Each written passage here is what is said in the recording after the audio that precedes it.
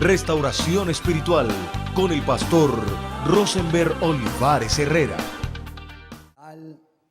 No tenía ningún escrúpulo para hacer daño, para hacer mal, y menos a los hijos de Dios. Y Pedro estaba siendo una víctima de este verdugo. Pedro había sido tomado por Herodes y se lo había entregado a cuatro grupos de 4 soldados cada grupo, para que pusieran un anillo de seguridad sobre él, 4 anillos de seguridad, y lo metieran a lo más profundo de la cárcel, allá adentro. Y allá lo metieron con un fin: cuídenlo, porque esta noche lo van a sacar de allí. ¿Para qué? ¿Para invitarlo a una gran cena? ¿Para partirle una torta de cumpleaños? No. ¿Para invitarlo a un festín? No. Para matarlo, porque Herodes estaba matando a los cristianos. Pedro estaba pasando una situación difícil. Pedro no estaba pasando su mejor día. Ese día de la Pascua se convirtió, que era una fiesta para los judíos, se convirtió en Pedro en una pesadilla. Pedro estaba viviendo un día muy duro. La Biblia dice: revestidos en el Señor y en el poder de su fuerza, para resistir el día que mal. Allí estaba Pedro. Pero la Biblia no reporta que Pedro dijo: Señor, pero ¿por qué me pasa esto? Señor, pero ¿por qué yo tengo que vivir esta situación? Señor, ¿por qué tengo que enfrentar esto? No, para nada. La situación era tensa y allí estaba Pedro en la cárcel. Y fuera de eso, él no esperaba un juicio justo. Voy a llamar a un abogado que me defienda. No. Él sabía que de allí lo iban a sacar para matar. Herodes tenía los instintos más bajos, los anhelos más perversos de acabar con él. Esa era la situación. Pero los que amamos al Señor, todas las cosas nos ayudan para bien. Y Pedro sí que amaba a Jesús. Pedro amaba al Señor Jesús. Pedro amaba a Dios. Alaba lo que él vive. Aleluya a su nombre. Y Pedro sencillamente encomendó su causa a Jesús. Y dice la palabra que el Señor envió un ángel. Cuando usted encomienda su causa al Señor, espere una respuesta sobrenatural de parte de Dios. Espere siempre una respuesta en lo sobrenatural. Dice la palabra que Pedro fue despertado por un ángel en la noche. Uno puede tener muchos problemas, pero por lo menos en un lapso de horas, de 10, 12, 15 horas, termina cansado y por lo menos unos minutos duerme. Así sea que se despierte sobresaltado y no pueda dormir la noche entera, pero duerme unos minutos. Y esos eran los minutos en que estaba durmiendo Pedro. Y vino el ángel y lo despertó. Primer hecho sobrenatural. Fue tomado por el costado y lo despertó. Después dice la palabra que las cadenas con que habían atado a Pedro se reventaron, se sofaron de sus manos. Segundo hecho sobrenatural. Tercer hecho sobrenatural. Habían 4 grupos de 4 soldados. Y el ángel le dijo a Pedro: ven y sígueme. Y lo pasó por todos esos 4 grupos de 4 soldados que lo custodiaban, y no se dieron cuenta ni por enterado. Cuarto hecho sobrenatural. La puerta de la cárcel se abre en una forma sobrenatural. Nadie la abre el ángel, y Pedro sale y es libre y es liberado. Quinto hecho sobrenatural. Llega Pedro allá a la casa donde estaban los cristianos, sus amigos, orando. Y viene una muchacha llamada Rode, que se llena de tanta emoción de ver a Pedro libre, que no sabe qué hacer. Y de lo que no sabe qué hacer, queda tan atónita que ni siquiera puede abrir la puerta de la casa. Pedro estaba expuesto allá a la gente, a los mismos judíos, que se regaba la noticia: este no fue el que Herodes mandó a guardar y ahora está libre. Eso hubiera sido notorio y lo hubieran capturado de nuevo. Pero el otro hecho sobrenatural es que Dios permite que nadie vea a Pedro y pueda salir de ese lugar y huir y estar en un lugar seguro. Aleluya. ¿Cuántas cosas sobrenaturales Dios tiene que hacer en tu vida o en mi vida? No lo sé. Pero lo que sí sé es que Él hará las suficientes para cambiar la situación difícil en una situación favorable para la gloria del Señor. Porque los que amamos al Señor, todas las cosas nos ayudan para bien. Alaba lo que Él vive.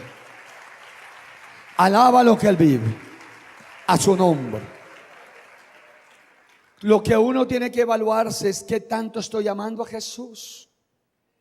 ¿De verdad estoy amando a Jesús? Porque esa sería la pregunta para hacerse.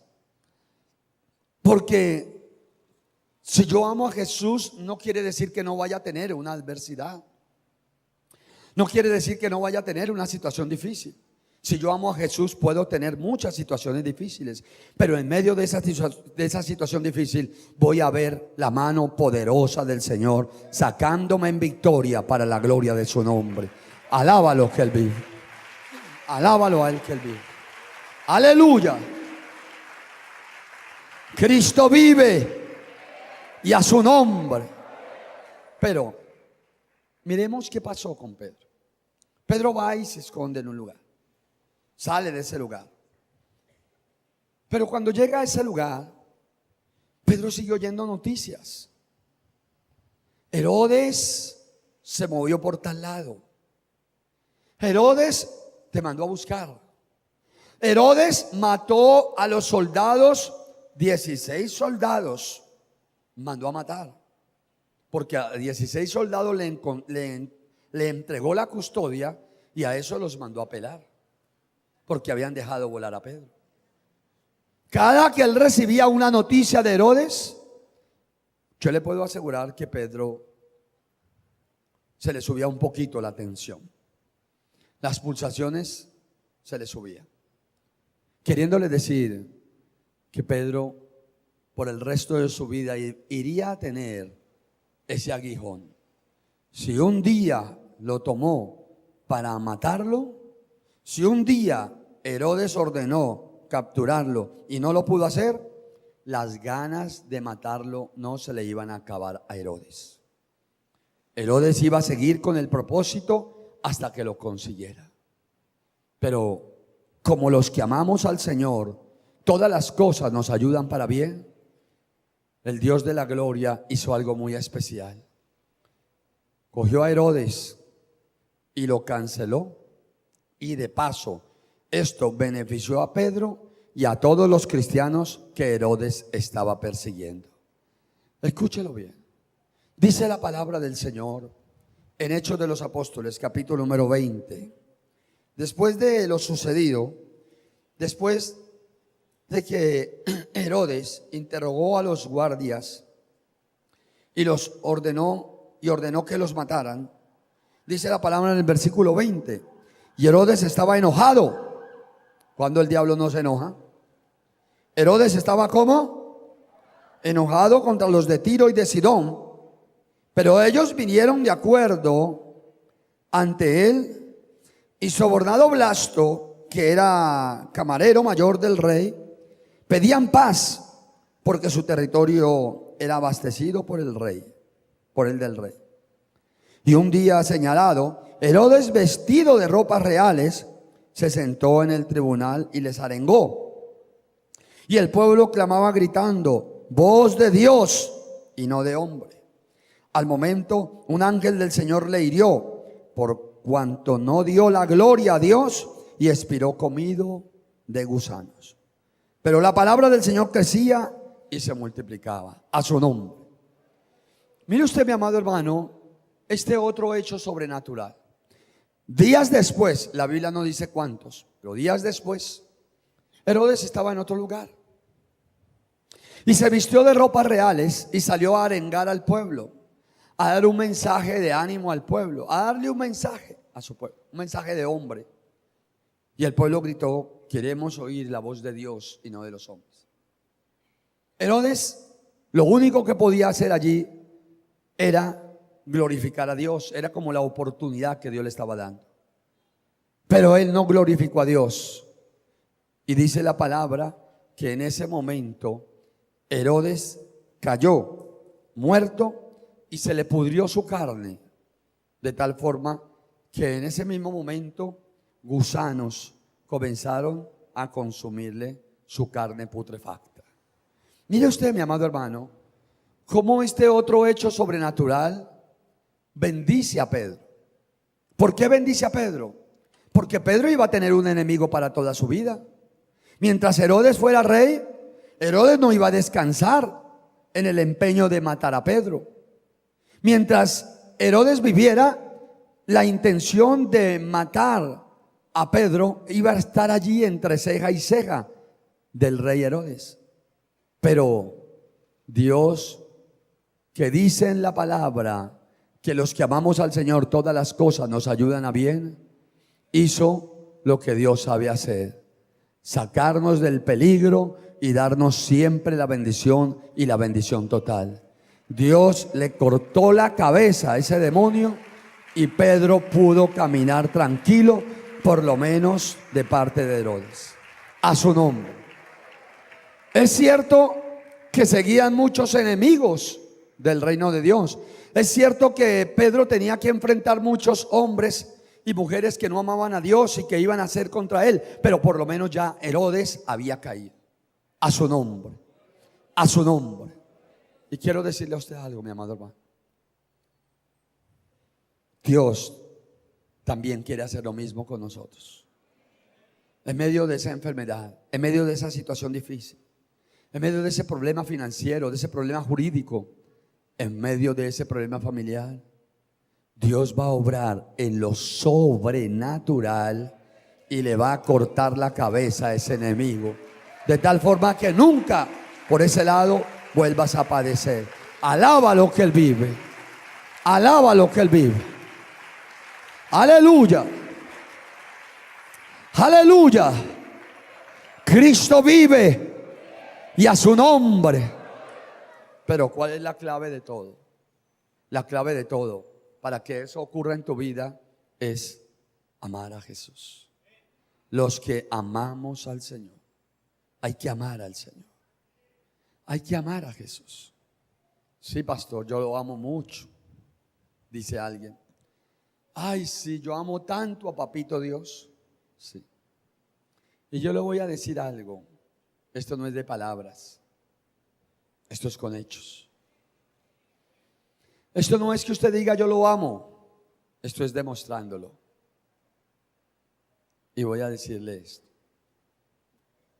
La forma que se demuestra el amor hacia alguien es cuando comenzamos a imitar a ese alguien. Muy a menudo se escucha: llevan 20 años de casados y ya ella es igualita a él. No es que tenga las mismas cejas ni los mismos ojos, es que es en la forma. La mujer, cuando ama a su marido, casi que adopta el mismo comportamiento de su marido. Y el marido, cuando ama a su mujer, también adopta muchas cosas de ella y son muy parecidos en su esencia. Lo que le quiero decir es que cuando se ama, trata de replicarse las cosas del ser amado. Si amamos a Jesús, ¿qué tanto replicamos las cosas de Jesús? Pedro, cuando salió de la barca y estiró sus redes para irse a descansar, y lo llamó Jesús para ir con él nuevamente a pescar, Pedro era uno. Pedro era muy diferente. Pedro era un hombre vengativo, Pedro era un hombre soberbio, Pedro era un hombre altivo y era un hombre muy emocionalista. Pero el Pedro que vemos en el Nuevo Testamento, predicándole a los judíos, lleno del Espíritu Santo, era otro. Era un Pedro que amaba a Jesús.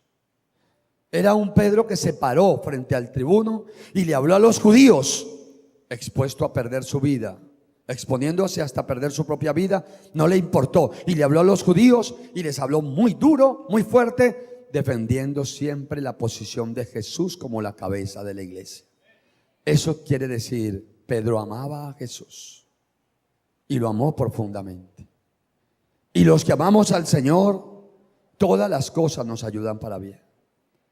Pedro amó tanto a Jesús que tomó en muchas posiciones la misma vida de Jesús, los mismos comportamientos de Jesús, las mismas actitudes del Señor Jesús frente a situaciones diferentes.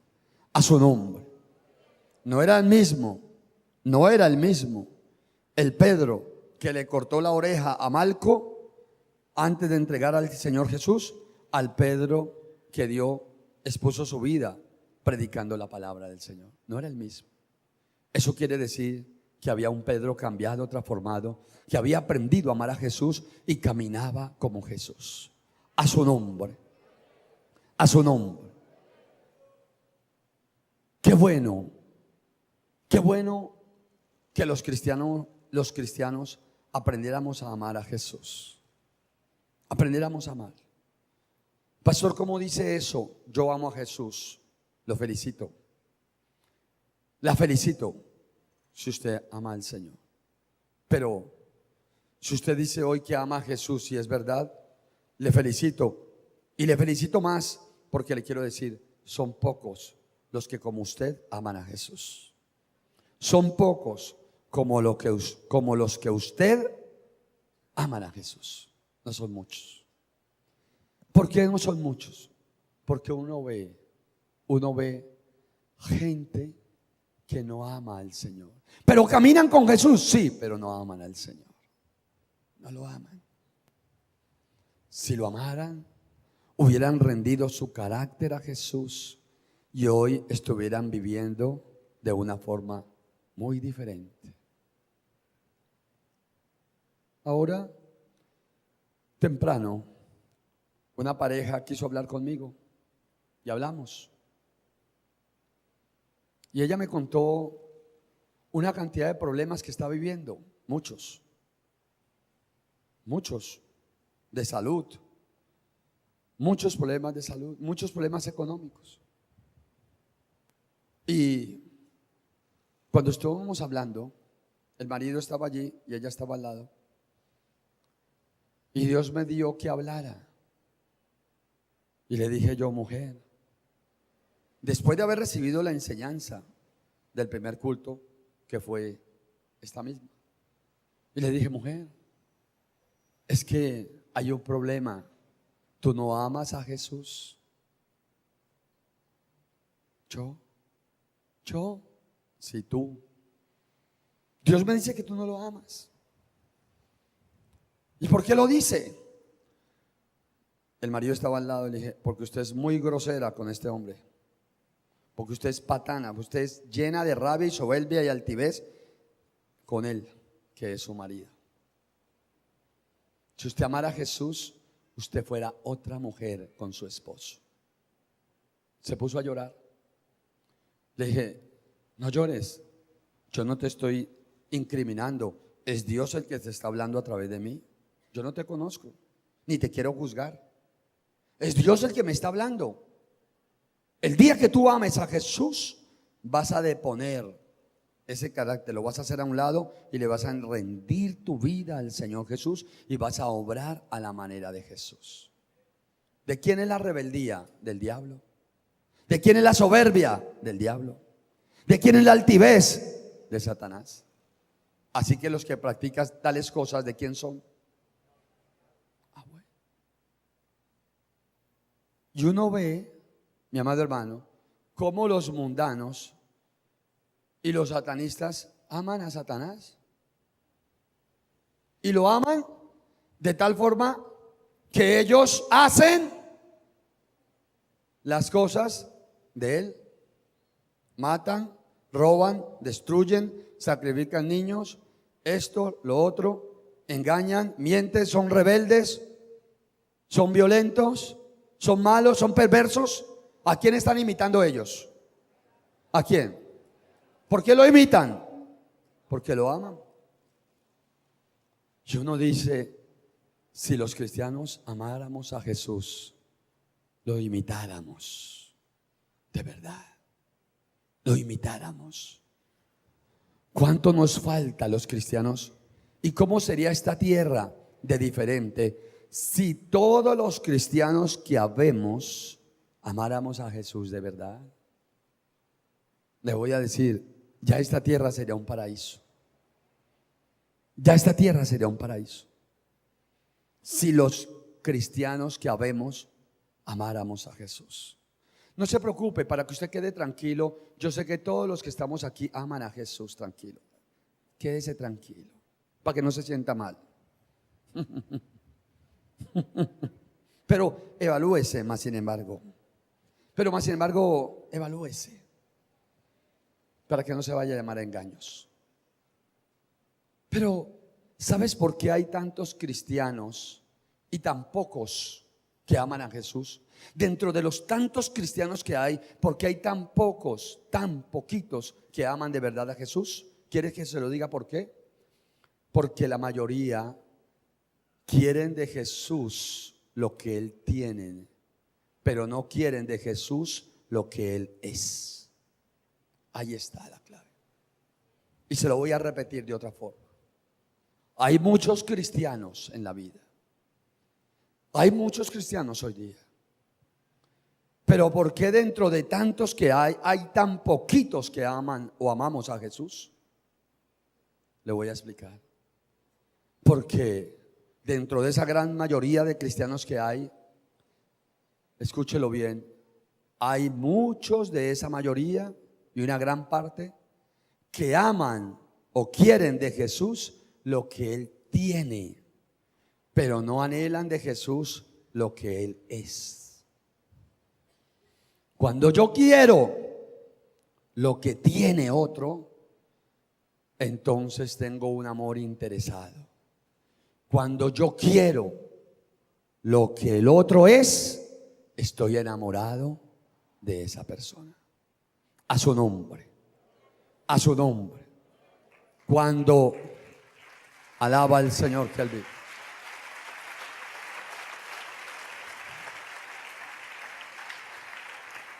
Cuando la mujer, la joven, hermosa, bella, pero pobre, se casa con el hombre galán y rico porque tiene con qué sacarla de la desgracia, entonces está amando al hombre por lo que él tiene.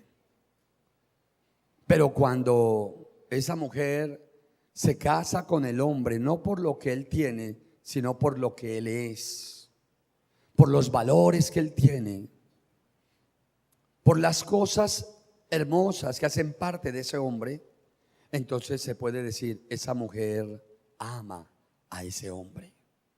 Y esa mujer que ama a ese hombre va a valorar a ese hombre, lo va a tener en gran estima, lo va a valorar, lo va a amar, lo va a respetar.